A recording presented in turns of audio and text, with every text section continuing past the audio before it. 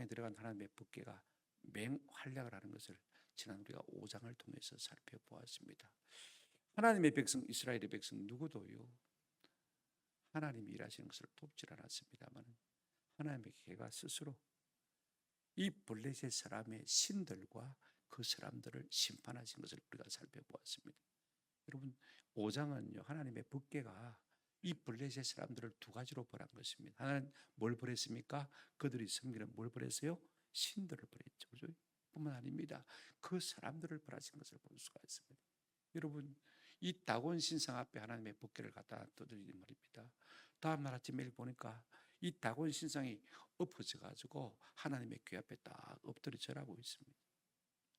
다시 억지로 세워놨더니 여러분 그 다음 날 아침에 또 가보니까 이 다곤 신상이요 엎드려져서 다시 딱 절하고 있을 뿐 아니라 머리가 끼어졌고 그 다음에 그죠 뭐 했습니까? 손이 꺾어졌다 그렇게 말하고 있습니다. 여러분 머리가 꺾어졌으니까 사고력을 잃어버린 것입니다. 손을 꺾어버렸으니까 이제는 손에 아무 능력이 없습니다. 무장 해제시켜버린 것입니다. 누가요? 하나님께서 그들의 신들을 무장 해제시켜버린 거예요. 그런가 하면 사람들을 갖다가 독종으로 심한 독종으로 그러니까 요즘 현대 번역은 악한 종기로 그렇게 그들을 갖다가 치셨다. 이 사람들이 막 죽겠다고 난립니다. 죽어나가는 사람도 있고 말입니다. 그래서 하나님의 궤를 갖다가 어디로 옮겼습니까? 아스돗에서 가드로 옮기고 가드에서 다시 에그론으로서 옮겨왔습니다. 그랬더니요 에그론 사람들은 더 죽는다고 난리를 들었습니다. 그래서 우리가 5장을 보시기엔 어떤 이야기가 나오느냐면 5장 11절에 이에 사람을 보내어 블레셋 모든 방백을 모으고 이르되 이스라엘의 신의 궤를 보내어 그 있던 곳으로 뭐하게 하자? 돌아가게 하자. 아무도 하나님의 손발이 되어서 하나님의 백성들이 돕는 사람이 없었음에도 불구하고 하나님 스스로요 블레셋 사람들의 손에서 스스로 자기 위엄과 영광을 떨치시고 스스로 이스라엘로 돌아오는 장면이 오늘 본문에 기록되어 있는 것을 우리가 볼 수가 있습니다. 참 하나님 희한하시게 일하시는 것을 우리가 볼 수가 있습니다. 그들은요 하나님의 법궤를 보내면서도 끝까지 간을 봅니다. 어떤 간을 보느냐면요 이 일이 우연인가? 과연 하나님의 손이 우리를 치셨는가? 끝까지 가는 것을 볼 수가 있습니다. 그래서 암소 2마리를 끌어다가 수레를 메웁니다. 그죠? 새끼를 떼어뒀습니다. 여러분 미물도요 이 모성에는 아무도 꺾을 수가 없습니다. 이거 우리가 그러니까 어려운 난제를 제시한 것을 볼 수가 있습니다. 그런데 이 암소들이 새끼를 떼어놓고 곧장 대로를 향해서 블레셋에서 벳세메스라는 곳으로 가게 되어지면 과연 하나님의 손이 우리를 친 것이고 그렇지 않으면 우리에게 닥친 이 모든 재앙이 자연적이다, 그죠? 우연으로 온 것이다라고 지금 간을 보고 있는 것을 우리가 볼 수가 있습니다. 하나님 앞에 두들겨 맞으면서도요 끝까지 항복하지 않는 인간의 미련함을 우리가 계속해서 보게 되어지는 것입니다. 오늘 본문을 통해서 몇 가지로 살펴보면서 우리가 은혜와 도전을 받았으면 좋겠습니다. 첫 번째로 우리가 생각할 것은 이제 블레셋 사람들이 하나님의 궤를 본토로 돌아보낼 것을 준비하고 있는 것을 우리가 생각해 볼 수가 있습니다. 그래서 그들의 제사장과 복술자들에게 우리가 어떻게 했으면 좋겠냐 물었더니 속건제를 드리라. 그러면 속건 제물을 뭘 드릴 거냐 했더니 금, 독종 5개 하고 그 다음에 금지 형상 5개 하고 그걸 제물로 드리면 될 것이다 하는 이야기를 하고 있는 것을 볼 수가 있습니다. 좀 구체적으로 생각해 보십시오. 1절 한번 보시기 바랍니다. 여호와의 궤가 블레셋 사람들의 지방에 있은지 몇 달이라? 7달이라 그랬습니다. 블레셋 사람들은요 하나님을 궤를 뺏어 온 것입니다. 그죠? 자기들 입장에서는 뺏어 온 것이지만 하나님께서는 이스라엘을 스스로 떠나신 것입니다. 이제는 자기들이 이겼다고 난리 법석을 떨 때 하나님이 일하기 시작하신 것을 볼 수가 있습니다. 악성 종기로 이 블레셋 사람을 완전히 터져놨습니다. 물론 그들의 신들도 부수어졌죠.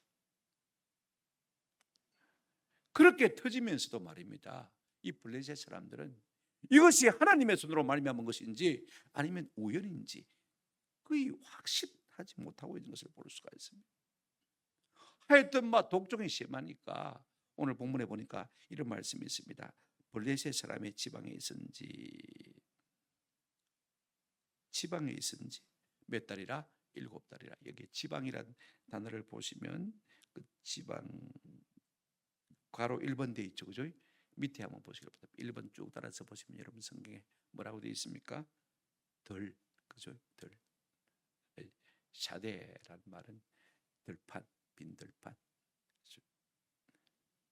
도시에 두니까 사람들이 악성 종기로 말미암아 죽어나가는 것입니다. 그러니까 사람들이 아무도 없는 빈 들판에다가 땅바닥에다가 엉덩이를 그냥 던져놓은 것입니다.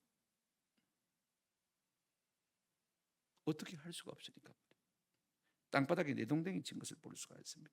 7달 동안 우리가 7을 갖다가 행운의 숫자다 생각합니다만 그런 것은 아닙니다.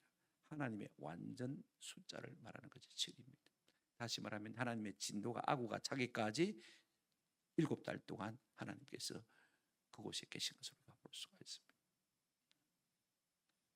7달 동안 그렇게 고난을 받으면서도요 잘 깨달지를 못합니다. 우연인가 생각을 늘 하고 있는 것을 볼 수가 있습니다. 이것이 인생입니다. 종기에 차나 깨달지 못하는 인생이요 짐승과 같다 그랬습니다. 여러분 보십시오. 그 고통 가운데 이제 이 블레셋 사람들이 그들의 제사장과 복술자들에게 묻습니다. 첫째 질문이 뭐냐? 두 가지 질문하고 있죠. 어떻게 해야 되겠냐? 개를 돌려보낼 때 말입니다. 2절 한번 보시기 바랍니다. 블레셋 사람들이 제사장과 복술자들을 불러서 이르되 우리가 여호와의 개를 어떻게 할까? 어떻게 그 있던 곳으로 보낼 것인지 우리에게 가르쳐 달라. 질문하면 답이 나오잖아요. 자, 그럼 한번 보십시다. 3절 보시면요. 그들이 이르되 이스라엘의 신의 개를 보내려거든 그저 보내지 말고 그에게 뭘 드려야 한다고 했습니까? 속건제를 드려야 할지니라. 그리하면 병도 낫고 그의 손을 너에게 옮기지 아니하는 이유도 알리라. 여러분 속건제하면 이스라엘의 5대 제사 가운데 하나입니다. 그죠? 물론 이방 종교에도 비슷한 제사가 있어서 그 용어를 같이 쓰고 있는 것을 볼 수가 있습니다만 속건제는요 한번 더 합시다. 속죄제와 비슷합니다. 속죄제는 하나님께만 드릴 수가 있습니다. 속건제는 내가 사람에게 잘못했을 때도 속건제를 드릴 수가 있습니다. 차이가 구분되어집니까? 속건제는 내가 하나님 앞에만 잘못했을 때 드리는 제사가 속죄제고 속건제는 내가 사람에게 잘못했을 때도 드리는 제사가 뭐라고요? 속건제사입니다. 차이가 있습니다. 지금 이 제사장들이 뭐라고 가르치고 있냐면 너가 하나님의 법궤 앞에 신뢰했지 않느냐? 무례를 범했지 않느냐? 그럼 용서를 빌어야 되는데 하나님 앞에 가서 속건 제사를 드려야 된다는 거예요. 그러니까 또 물었습니다. 그러면 어떤 제물을 드려야 될 것이냐? 속건 제물을. 그죠? 여러분 4절에 한번 보시기 바랍니다. 그들이 이르되 무엇으로 그에게 드릴 속건제를 삼을까 하니 블레셋 사람의 방백의 수요대로 금 독종 5개 금지 5마리라야 하리니 너희와 너희 통치자에게 내린 재앙이 이 같음이니라. 그렇게 말하고 있는 것을 볼 수가 있습니다. 두 가지입니다. 금으로 만든 독종 행상의 5가지, 그죠? 금독종. 그 다음에 금으로 만든 쥐 행상의 이 속건제물 5개. 왜 5이냐면요. 여러분 블레셋은 5개 도시국가로 되어 있습니다. 오늘 본문에 보시면 그 5 이름이 나와 있죠. 17절 한번 보시기 바랍니다. 블레셋 사람이 여호와께 속건제물로 드린 금독종은 이러하니 아스돗을 위하여 하나요. 그죠? 자 보십시오. 17절 보시면 가사를 위하여 하나요, 아스갈론을 위하여 하나요, 가드를 위하여 하나요, 에그론을 위하여 하나이며 그렇게 말하고 있는 것을 볼 수가 있습니다. 그러니까 블레셋은 5개 도시국가로 되어 있기 때문에 5개 도시국가를 대표하는 그죠? 그런 의미에서 5개의 금독종과 5개의 금지를 드리고 있는 것을 볼 수가 있습니다. 그러면 금지는 뭐 때문에 드리냐? 아마 이 악성 종기가 유행할 때 지난 시간에 제가 말씀을 드렸지 않습니까? 그죠? 뭐도 덜끓었다, 쥐도 덜끓었다. 그렇습니다. 자, 우리가 지난 시간에 잠시 여러분에게 말씀을 드렸습니다만은요. 5장 여러분 한번 보시기 바랍니다. 6절 보시면 여호와의 손이 아스돗 사람에게 엄중히 더하사 독한 종기의 재앙으로 아스돗과 그 지역을 쳐서 망하게 하니 그랬습니다. 그런데 그 다음에 70인 성경에 보면 우리 성경에 없는 문장이 하나 더 있습니다. 쥐가 그들 나라 곳곳에 나타났다. 공동 번역의 성경에 보면 이렇게 번역하고 있습니다. 야훼께서 아스돗 백성을 호되게 치시어 공포에 몰아넣으셨다. 아스돗의 종기가 돌고 온 지경에 쥐가 뭐했다? 들끓었다. 그래서 이 블레셋 사람들은 쥐로 말미암아, 지금으로 말하면 페스트, 그죠? 흑사병이 그들 가운데 돈 것이 아닌가 이렇게 추측할 수가 있습니다. 그죠? 그러니까 이 질병이 쥐와 관련이 있다고 생각해서 금독종과 그다음에 금지 5씩 이렇게 해서 속건 제물로 드리라고 명령하고 있는 것을 우리가 볼 수가 있습니다. 뭐 개발의 지잡기죠. 뒷발의 지잡기죠. 소발의 지잡기죠. 그죠? 그냥 한번 던져보는 것입니다. 여러분, 우상의 뭐 제사장들이 알면 얼마나 알겠습니까? 소경이 소경을 인도하는 것에 다를 바 없지 않겠습니까? 근데 그에 대한 경고는요, 참 우리가 귀담아 들을 만해요. 5절부터 9절에 보시면요, 이렇게 이제 속건제를 드리고 속건제물을 드리라고 가르친 다음에 그들이 블레셋 사람들에게 뭐라고 교훈하고 있느냐면, 경고하고 있냐면요, 두 가지를 경고하고 있습니다. 첫 번째, 여러분 한번 보시길 바랍니다. 5절. 그러므로 너희는 너희의 독한 독종 종기의 형상과 땅을 해롭게 하는 지 형상을 만들어, 한번 따라합시다. 이스라엘 신께 영광을 말아 올리라, 돌리라, 영광을 돌리라. 그가 혹 그의 손을 너희와 너희의 신들과 너희 땅에서 가볍게 하실까? 하나님께 말아 영광을 돌리라는 것입니다. 우상의 제사장이지만은요, 그래도 어느 정도는 알 것은 아는 것을 볼 수가 있습니다. 하나님을 왕무시했거든요. 우리의 다곤신이 이겨가지고 우리가 이스라엘을 이긴 것처럼, 그래서 여호와의 교회가 아무것도 아닌 것처럼 착각했거든요. 하나님께 영광을 돌리라. 두 번째가 뭡니까? 6절 한번 보시기를 바랍니다. 애굽인과 바로가 그들의 마음에 완악하게 한 것 같이 어쩌여 너희가 너희의 마음을 완악하게 하겠느냐? 그가 그들 중에서 재앙을 내린 후에 그들이 백성을 가게 함으로 백성이 떠나지 아니하였느냐 그랬습니다. 지금 이 복술자들이 뭐라고 말하고 있습니까? 오래전의 역사 이야기를 하고 있습니다. 이스라엘 백성들이 출애굽할 때 바로가 하나님의 말을 안 듣다가 쥐어 터진 것 아니냐? 쥐도 죽고 이스라엘 군대가 다 멸망당한 것 아니냐? 그러므로 너희도 하나님 앞에서 마음을 마게 하지 말라, 완악하게 하지 말라라는 것입니다. 여러분, 얼마나 좋은 교훈입니까? 때로 하나님의 소리 우리를 누를 때 우리가 깨달을 것이 있습니다. 내가 받은 은혜에 대해서 하나님 앞에 감사하지 아니하고 하나님 앞에 영광을 돌리지 못한 것이 있다면요, 내 스스로 하나님 앞에 교만한 것 있다면 우리가 내 자신을 내려놓고 겸비하게 하나님 앞에 영광을 돌리는 은혜가 있기를 주님의 이름으로 축원합니다. 또 하나입니다. 내 마음이 스스로 완악해진 것이 있는지 없는지를 우리 스스로가 살필 필요가 있는 것입니다. 하나님이 여러 가지 손으로 우리를 누르심에도 불구하고 여전히 내가 버티고 있다면요, 더 지워터지겠죠. 오늘 이 복술자들은요, 이방 우상신의 제사장과 복술자임에도 불구하고 하나님께서 깨닫게 해주셨겠죠. 마음을 완악하게 하지 말라. 속건제를 드리고 하나님께 영광을 돌리고 너희 마음을 마지 말라, 완악하게 하지 말라. 이방 복술자도 이것을 깨달았는데 하나님을 믿는다고 하는 오늘 우리가 이걸 깨달지 못한다면요, 참 하나님 앞에서 부끄럽고 죄송한 일인 것입니다. 어떻게 구체적으로 돌려보낼 것인가, 여러분 한번 보시기를 바랍니다. 7절. 그러므로 새 수레 하나를 만들고 그랬습니다. 이제 하나님의 교회를 실어 보낼 참입니다. 그죠? 새 수레에다가, 그죠? 왜 새 수레입니까? 아무 수레면 안 됩니까? 하나님의 교회에 대한 존엄성을 하고 있는 것을 볼 수가 있습니다. 사람이 이미 다 보았거나 짐을 실었던 것이라면 이미 부정해진 것이라는 것입니다. 그죠? 그래서 아무 사람도 타보지 아니하고 아무 짐도 실어보지 아니한 새 수레를 만들고 거기에 하나님의 교회를 진짜 하나님의 종교와 영광을 드러내기 위한 것을 볼 수가 있습니다. 참 잘하는 것이죠. 물론 우리가 하나님의 교회는요, 제사장들이 어깨에 면이 될 것이지만은 이 이방인들은 그것조차 모릅니다. 그죠? 그러나 마음과 정성을 다하고 있는 것을 볼 수가 있습니다. 두 번째, 여러분 보시기 바랍니다. 또 어떻게 될 것이냐. 멍에를 메어보지 아니한 젖나는 소 2마리를 끌어다가 소의 수레를 메우고 그 송아지들을 떼어 집으로 돌려보내고 그랬습니다. 자, 첫 번째가 뭡니까? 이제 멍에를 메어보지 아니한, 멍에를 메어보지 아니한. 소가요 2-3살만 먹으면 그죠? 수소 같은 것은 멍에를 메워가지고 이제 농사하는 것을 가르칩니다. 그죠?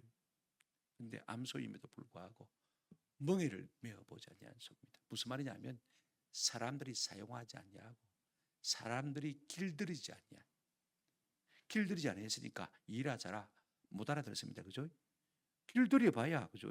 오른쪽으로 이랴 자랴 하면 소가 말을 듣습니다만은요 훈련이 안 됐습니다.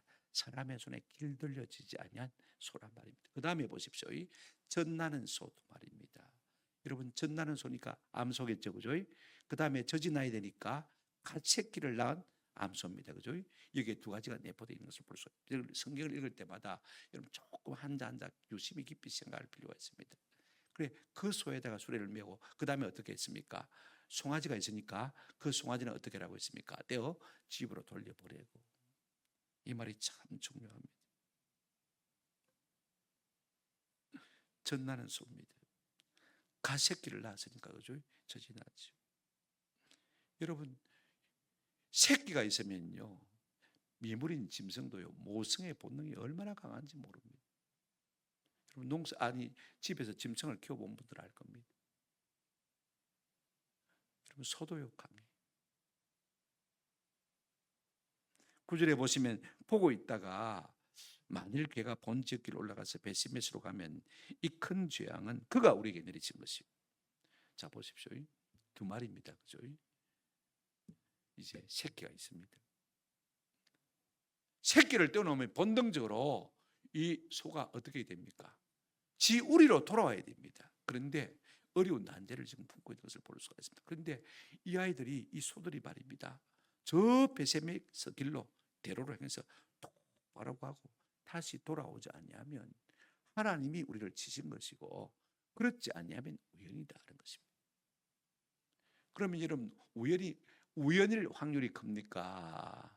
여러분 똑바로 갈 확률이 큽니까? 새끼를 두었으니까 말입니다. 다시 유턴해서 돌아와야 할 확률이 훨씬 더 큽니다. 왜? 모성적인 본능이 있기 때문에. 본능을 거스리고 어떻게 됩니까? 베세메스 길로 이 2 암소가 톡 가는 것입니다. 여러분 2마리입니다. 근데 2마리가 좌우로 뭐 하지 않냐고요? 치우치지 않냐고. 2마리 중에 한 마리는 가겠다고 오른쪽으로 고개를 치게 들고 오른쪽으로 꺾어버리면 한쪽이 끌려와야 되잖아요. 그러면 오른쪽으로 치우쳐지는 것이고 또 왼쪽 놈이 내가 다시 집으로 가야 되겠다 생각하고 왼쪽으로 꺾어내버리면 어떡합니까? 또 왼쪽으로 치우치는 것이고. 2마리니까 말입니다. 확률이 반반입니다. 그렇지 않습니까? 그렇죠? 더 어려운 거예요. 2마리가 마음을 맞추어 가지고 보조를 똑같이 해가지고 그죠? 베시메스 대로로 해서 쭉 내려가기가 쉽지 않은 것입니다. 그런데 지금 그들이 뭘 가지고 간을 보고 있습니까? 이렇게 어려운 난제를 통해서 그럼에도 불구하고 이 베세메스로 가는 2 암소가 말입니다. 수레를 끌고 그대로 쭉 바로 가면요 하나님이 과연 우리에게 치신 것이 맞고 그렇지 아니하면 우연이다. 그들이 그렇게 간을 보고 있는 것을 볼 수가 있습니다. 그런데 우리가 큰 2번째로 생각할 것은요. 그러면 하나님의 교회가 어떻게 스스로 귀양하는 것을 좀 살펴봤으면 좋겠습니다. 10절부터 12절 내용입니다.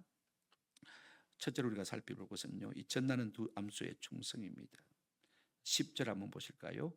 그 사람들이 그같이 하여 젖나는 소 2를 끌어다가 수레를 메우고 송아지는 어떻게 했습니까? 집에 가두었다. 왜 이 말을 쓰고 있겠습니까? 집에 가두었으니까 암소들이니까 그죠? 젖먹이는 암소니까 그죠? 어떻게 되겠습니까? 가다가 밖에서 돌아와야 됩니다. 집에 가둬뒀으니까 말입니다. 새끼들이 쫄랑쫄랑 따라오면 몰라도 그죠? 집에 가둬뒀는데 어메 하는 소리가 들릴 텐데 말입니다. 귀천을 때릴 텐데. 그리고는 이제 하나님의 개와 그 다음에 속건 제물을 실었습니다. 12절 보십시오. 암소가 벳세메스 길로 바로 향하여 대로로 가며 갈 때 뭐하고요? 울고 새끼를 떼어 놓아야 되니까 계속 웁니다. 말 못하는 짐승이지만은요 새끼를 떠내야 되는 어머니의 마음, 그죠? 이거 우리가 이해하지 않습니까? 갈 때 울고 울었으면 돌아와야죠, 그죠? 그런데 어떻게 합니까? 치우치지 아니하고 베셈에서 갱계선까지 이 암소들이요 꾸역꾸역 나아가는 것을 우리가 볼 수가 있습니다. 암소가 송아지를 생각해서 돌아올 가능성을 열어두고 송아지를 가둬 버린 것입니다. 그죠? 그럼에도 불구하고 그 암소들이요 꾸역꾸역 울면서도 어떻게 했습니까? 대로를 행해서 베세메스 일로 나간 것을 볼 수가 있습니다. 하나님의 간섭하심이 아니고는요, 여러분, 사람이 본성을 거스르기가 쉽습니까? 미물인 짐승이 하물며 본성을 거스르기가 쉽습니까? 본능대로 사는 것이 짐승 아닙니까? 그렇죠? 미물인 짐승들도 하나님이 공고하고 간섭하시니까요, 본성을 거스려서 사명의 멍에를 쥐고 그 수레를 쥐고요 그대로 베세메스 일로 가더라는 것입니다. 울면서 가더라는 것입니다. 오늘 우리는 이런 미물인 짐승들을 통해서 많은 교훈을 받을 필요가 있습니다. 하나님은요 종종 짐승들을 통해서 우리에게 말씀하시는 경우가 참 많습니다. 오늘 이 소들이 새끼가 있는 집으로 가는 것이 아니라 울면서도 베세메스로 향해서 나가는 것을 볼 수가 있습니다. 하나님은 소나 사자나 당나귀나 닭이나 그런 미물들을 통해서도 하나님의 일을 이루시는 것을 우리가 성경 전체를 통해서 잘 알고 있습니다. 그렇다면 이 전나는 두 암소를 통해서 우리에게 주신 도전이 무엇인가 하는 것을 좀 살펴보십시다. 이스라엘 백성에게 도전을 주는 것 같아요. 두 암소가 하나님의 궤를 싣고 왔습니다. 그렇죠? 이것은 이스라엘 백성에는 부끄러움이고 창피입니다. 말 못하는 민물들이 하나님의 궤를 싣고 왔단 말입니다. 여러분 한번 생각해 보십시오. 이사야 1장 2절 3절에 보니까 이렇게 말하고 있습니다. 하늘이여 들으라, 땅이여 귀를 기울이라. 여호와께서 말씀하시기를 내가 자식을 양육하였거늘 그들이 나를 뭐했다? 그 여겼다. 3절 한번 보시길 바랍니다. 소는 그 임자를 알고 나귀는 그 주인의 구유를 알거든. 이스라엘은 나를 알지 못하고 나의 백성 깨닫지 못하는도다 하셨도다. 여러분 소도요 밥 주는 사람은 안 떠봤습니다. 시골에서 소를 키워보면 들 알겠지만요 밥 주는 사람은 안 떠봐요. 압니다. 밥 주는 사람은. 그런데 이스라엘 백성은요 하나님의 양육하는 사람임에도 불구하고요 하나님을 떠받들라는 것입니다. 하나님을 모른 자들라는 것입니다. 여러 성경 구절에 들어서 우리가 미물을 통해서 이스라엘 백성을 도전하는 것을 우리가 살펴볼 수가 있습니다만 특별히 우리가 거짓 선자 발람에게 말 못하는 나귀를 통해서 그 입을 여셔서 그죠? 깨닫게 하신 것을 우리가 잘 알고 있지 않습니까? 사람이 은혜를 받지 못하면요 때로는 짐승보다 못해요. 이걸 우리가 아세요? 내가 사람이냐 하고 사람의 탈을 쓰고 있어서 사람이냐 하지만은요 은혜가 오지 않으면 짐승보다 못합니다. 짐승은요 어떻게 합니까? 하나님이 감동하시면 순종합니다. 여러분 우리가 노아 홍수 때 보십시오. 노아가 120년 동안 전도했습니다. 방주를 지으면서요. 비가 쏟아지기 시작했을 때 노아의 8 식구에 어떤 사람이 방주를 탔다는 말이 성경에 있습니까? 없습니다. 그런데 짐승들은요 암수 정기라는 것은 7쌍씩 그죠? 그 다음에 부정한 것들은 2쌍씩 다 나왔습니다. 그 많은 짐승들을 갖다가 어떻게 노아가 끌어넣을 수 있겠습니까? 한 마리 잡아놓으면 한 마리 도망가겠죠. 그죠? 근데 하나님이 그들을 감동하시니까 꾸역꾸역 모여들어서 저거 발로 방주 속에 들어가더라 그 말인 것입니다. 짐승은 이렇게 순종하는데 하나님이 우리의 인간의 마음을 감동하셔도 우리가 거스리고 대적하고 불순종하고 그러니 짐승만도 못한 존재라 성경은 그렇게 말하고 있는 것을 볼 수가 있습니다. 유독 순종하지 않는 것이요 인간인 것 같아.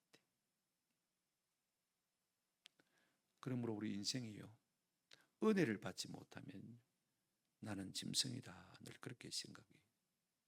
내 속에 하나님의 은혜가 떨어지는 것을 느끼면 내가 짐승이 되어가는구나 그렇게 느끼셔야 돼요. 그래서 속히 벗어나려고 애를 써야 돼요. 이것이 오늘 우리 전체를 통해서 주는 교훈인 것입니다. 이제 하나님의 계가요 스스로 이스라엘 땅에 당도하는 것을 우리가 살펴보십시다. 13절 한번 보시기를 바랍니다. 벳세메스 사람들이 골짜기에서 밀을 빼다가 눈을 들어 궤를 보고 그 본 것을 마더니 기뻐하더니, 밀을 베는 시기니까 5, 6월 달입니다. 그죠? 여러분 벳세메스 사람들이 그랬습니다. 원래 뜻은 벳 하면 집이고 세메스 하면 태양이죠. 태양의 집이라는 뜻을 가진 이름을 가진 지명인 것을 우리가 볼 수가 있습니다. 그런데 이 벳세메스는요 요수아를 보게 되어지면 15장에 유다 지파가 기업을 얻은 땅입니다. 그런데 이제 유다 지파 가운데서 레위인을 위해서 특별히 이 땅을 갖다가 유다 지파가 내어준 곳인 것을 우리가 볼 수가 있습니다. 요수아 21장 13절부터 19절까지 보시면 16절쯤 한번 보실까요? 16절 한번 보시면 예.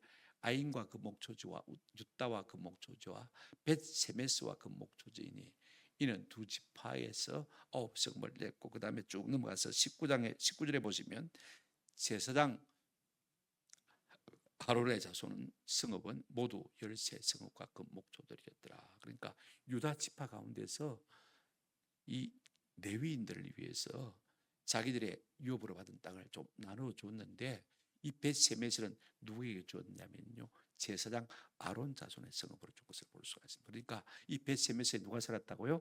제사장 아론의 후손들이 살았다 그 말인 것입니다. 제가 왜 이야기를 미리 말하고 있냐면요 자 14절 한번 보시기 바랍니다. 본문 14절입니다.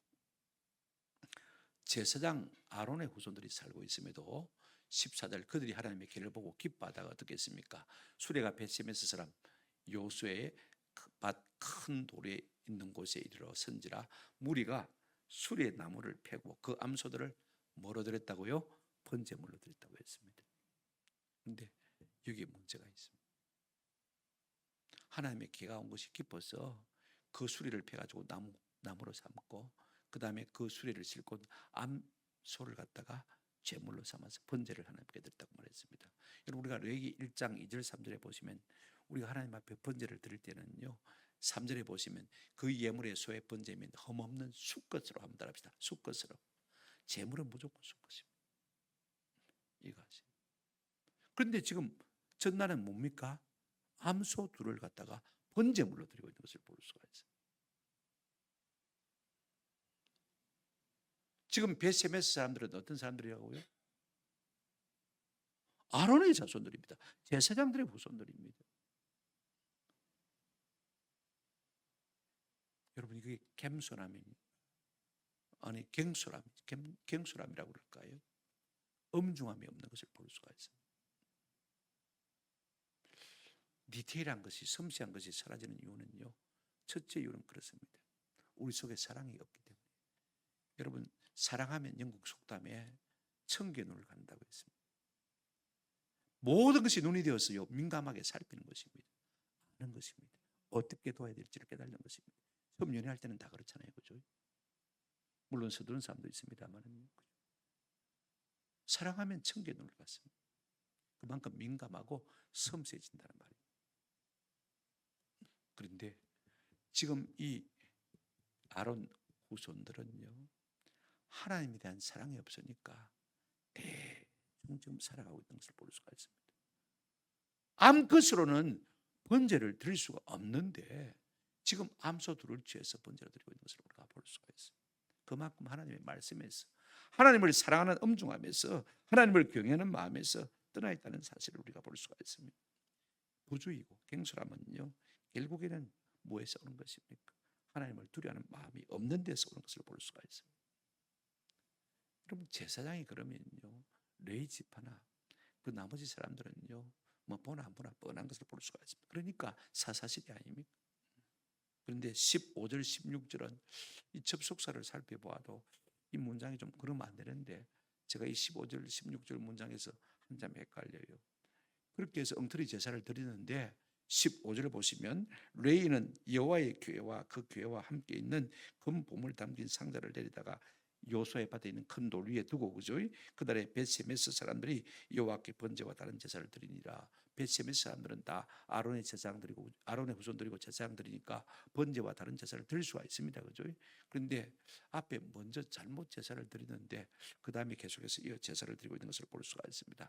이걸 보고는요 에그론에서 따라왔던 방백들이 하나님이 우리를 치신 것을 막거나 하고 깨닫고 그들이 돌아갔다라고 말하고 있는 것을 볼 수가 있습니다. 17절 18절은 이것입니다.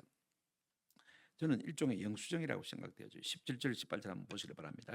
블레셋 사람이 여호와께 속건 제물로 드린 금독종은 이러하니 앞에 이미 나왔습니다. 그죠? 다시 반복하고 있습니다. 아스돗을 위하여 하나요? 가사를 위하여 하나요? 이게 가사는 지금의 가자 지구입니다. 그 다음에 아슬론을 위하여 하나요? 가드를 위하여 하나요? 에그론을 위하여 하나이며 다섯 도시 국가니까 말입니다. 그래서 다섯 도시 국가가 마음을 모아서 이렇게 하나님 앞에 속건 제물을 드렸다 그 말씀인 것입니다. 그 다음에 18절 드린 바 금지들은 그 견고한 성읍에서부터 시골의 마을에까지 그리고 모든 사람들이 여호와의 궤를 놓은 큰 돌에 이르기까지 다섯 방백들에게 속한 블레셋 사람들의 모든 성읍들의 수대로였더라. 그 돌은 벳세메스 사람 여호수아의 밭에 오늘까지 있더라 그랬습니다. 어쨌든 하나님의 법궤가 당도했는데 그들은 어떻게 할 바를 모르고 말입니다. 그죠? 그냥 여호수아의 밭에 있는 큰 바위 위, 너럭바위 위에다가 하나님의 궤를 올려놓은 것을 볼 수가 있습니다. 한 가지 우리가 꼭 기억해야 될 것 하나 있습니다. 뭐냐면요, 어쨌든 법궤가 하나님의 궤가 손발이 달린 것도 아닌데, 그죠? 자기 스스로 블레셋을 치고, 그죠? 개순 장군처럼 금독종 5개, 금지 5개를 전리품처럼 끌고 이제 벳세메스로 온 것을 볼 수가 있습니다. 자, 여러분, 여기 벳세메스로 왔다는 사실이 우리가 참 마음에 기억해야 됩니다. 원래 하나님의 궤가 어디에 있었습니까? 어디에 있었죠? 실로. 실로. 하나님의 궤가 실로에 있지 않습니까? 그 정도로 우리가 사사기를 통해서 잘 알고 있지 않습니까? 하나님의 궤를 실로에 두고 우리가 다시 시편 78편의 시각으로 오늘 본문 한번 살펴봤으면 좋겠습니다. 지난주에도 우리가 그렇게 살펴봤습니다만은요. 시편 78편을 한번 보시면서 하나 깨달았으면 좋겠습니다. 이제 하나님께서 스스로 이스라엘을 떠나시고 실로를 떠나시고 블레셋으로 오셔서 그 블레셋을 마치 술에 취한 사람이 치시듯이 그들을 다 치셨습니다. 그리고 자기 스스로 자기 발로 이스라엘 본토로 돌아오시는데 다시 어디로 가야 됩니까? 실로로 가셔야 되는데 실로로 가지 않습니다. 어디로 왔습니까? 벳세메스로 오는 것을 볼 수가 있습니다. 벳세메스는 어느 지파의 땅이라고 했죠? 유다 지파의 땅이라고 말씀드렸죠. 자, 이걸 이제 우리가 시편 78편이 뭐라고 어떤 시각으로 해석하고 보고 있는지를 살펴봤으면 좋겠습니다. 시편 78편 67절부터 69절입니다. 13페이지에 있습니다. 네, 한번 켜주시길 바랍니다. 또 요셉의 장막을 버리시며 에브라임 지파를 택하지 아니하시며 요셉은 장자로서 두 몫을 얻었습니다. 그죠? 에브라임하고 그 다음에 므낫세, 그죠? 그래서 두 지파가 됐거든, 그죠? 이 에브라임 지파에 속한 곳이 실로입니다. 그래서 하나님께서 이 에브라임 지파가 속한 실로 땅에다가 하나님의 궤를 두신 거예요. 그런데 돌아오실 때는 어떻게 하셨습니까? 자, 에브라임 지파를 마하지 아니하시고요, 택하지 아니하시고 68절 오직 유다 지파와 그가 사랑하시는 시온 산을 마시며 택하시며 유다 지파를 택하시다는 말이 무슨 말입니까? 지금 벳세메스로 돌아오셨다 그 말씀인 것입니다. 왜 그러면 하나님께서 이 요셉 지파 에브라임 지파를 버리시고 그죠? 유다 지파를 택하셨느냐? 우리가 사사기를 통해서 이미 다 잊어버리신지는 모르겠습니다만은요. 이 에브라임 지파는요, 내가 장잡네 하고 일은 안 하고 맹해만 취하려고 그죠? 항상 시시비비를 걸었습니다. 이기고 돌아오면 지가 와서 와 우리는 안 데리고 왔는데 연락 안 했습니까? 언제 연락했노? 그러면서 막 싸우려고. 한 번은 입다가 화가 나가지고요 밟아버렸어요. 직분만 내세우고 일은 안 하고 헌신 안 하고 봉사는 안 하고 영광만 차지하려고 하는 거예요. 하나님께서 에브라임을 마시고요 피하시고. 여러분 유다는 어떤 사람입니까? 우리가 창세기에서 통해서 계속 보지만은요 항상 요셉을 위해서 어떤 마음을 가졌더랬습니까? 책임지려고 했습니다. 내가 아버지의 아들을 데려오지 않냐면 나와 내 자식들을 파소서. 내 목숨과 자식들의 목숨을 아버지가 알아서 하십시오. 자기의 생명을 내어놓고서라도 자기에게 속한 사람을 책임지려고 하는 그 사랑, 이것을 유다 지파가요 끊임없이 보여준 것입니다. 우리 주님의 성품이 어떠합니까? 요한복음 13, 1절 보시면요 자기 백성들을 사랑하시되 한번 따라합시다. 끝까지 사랑하시니라. 우리는 좀 괜찮으면 그래 내가 돌봐줄게, 마음에 안 들면 사요나라 바이바이, 쳐다보지도 않습니다. 이것이 우리의 마음입니다. 근데 우리 주님은요 자기 사람을 사랑하시되 어떻게 사랑하셨습니까? 끝까지 사랑하신 것입니다. 이것이요 누구의 마음입니까? 유다의 마음인 것입니다. 하나님의 마음에 합한 사람이 되는 근본적인 이유가 거기에 있는 것을 볼 수가 있습니다. 그래서 하나님께서 돌아가실 때는 에브라임 지파의 영역인 실로 땅으로 돌아가지 아니하시고 유다 지파의 영역인 벳세메스로 돌아오신 것을 볼 수가 있습니다. 또 하나님께서 아마 이 브레셋 사람들을 갖다가 감동하셨던 것 같아요. 벗기는 누가 책임져야 됩니까? 고앗 자손들이 책임져야 되죠. 벗기는 누가 매야 됩니까? 고앗 자손, 제사장 지파가 책임을 져야 되지 않습니까? 그러니까 하나님께서 야 벳세메스로 갖다 주라 그렇게 했던 것 같아요. 그럼 무엇이 있으니까 그렇게 왔지. 어떤 사람이 하나님이 기뻐하시며 어디에 하나님이 거하시기를 기뻐하시는 것입니까? 우리의 열심, 열정 다른 것 다 제쳐두고 하나님 아버지의 마음이 있는 사람을 우리 주님이 함께 하시고 기뻐하시는 것을 볼 수가 있습니다. 어떤 마음입니까? 자기 백성을 사랑하시되 많은 삶 끝까지 사랑하는 사람. 이 같은 은혜가 우리 가운데 있기를 주님의 이름으로 축원합니다. 말씀을 생각하시면서 우리 찬송 한 장 같이 부르십시다. 397장입니다. 주 사랑 안에 살면.